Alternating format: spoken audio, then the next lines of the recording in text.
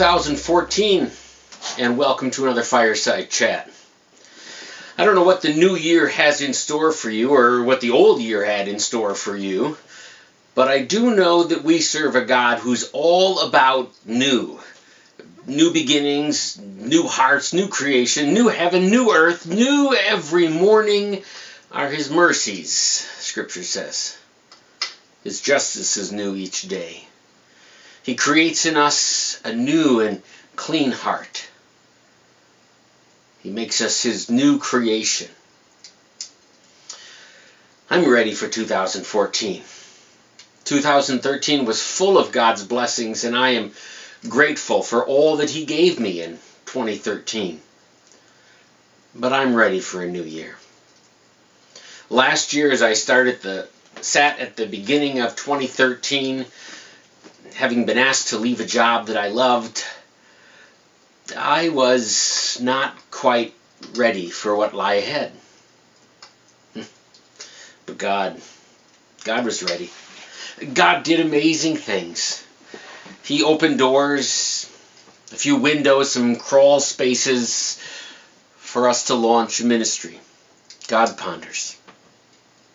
Oh, we're not world changers. Our calendar's not booked beyond reason. But we're honoring what God's called us to do.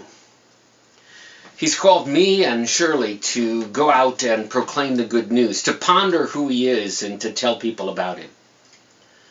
The favorite way that I do that is through stories. I love to tell a good story. Tonight I was watching the news and they're talking about a winter storm that's coming through, and I remember being caught in a winter storm a few years ago. Well, actually quite a few years ago.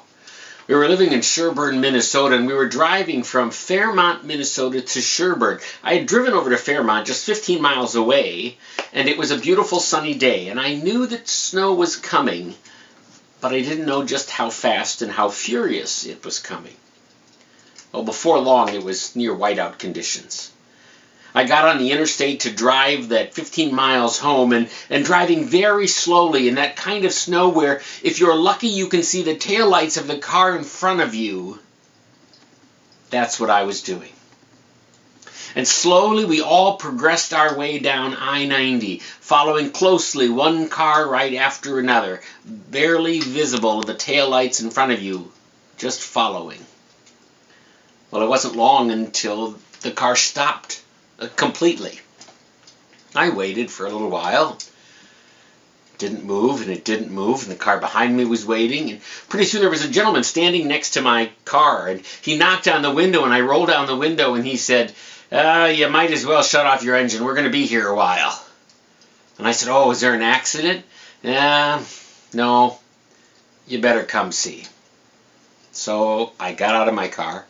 And I began to walk through the blinding snow, and I saw the car ahead of me and came up a little further and saw another car and another car. And we kept walking down the line, more and more drivers now getting out of their car and following us along, until finally I realized we were no longer on the interstate. We were in somebody's farmyard, in a farm lane, driving up to a house somewhere outside of Welcome, Minnesota. We had gone off of the interstate, down a road, and up a farm lane, and nobody had noticed.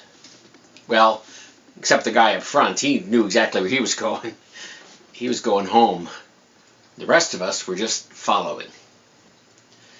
Well, it was a long afternoon. We played cards, had hot chocolate, and the farmer was very gracious and let us into his house, along with all the other people, including the semi that was now in his lane, until the snow subsided and got to the point that we could safely back out and get back on the road. The question for this new year is, who are you following into the new year? Are you just blindly following the lights of somebody in front of you, hoping that they know where they're going? Don't enter this year blind. Look ahead. Be excited in anticipation of what God will do. And how about we follow Him? How about we look at what He has to say in His Word as He guides us each and every day into this new morning of mercy that He has for us, into this new heart, into this new creation that He calls us to.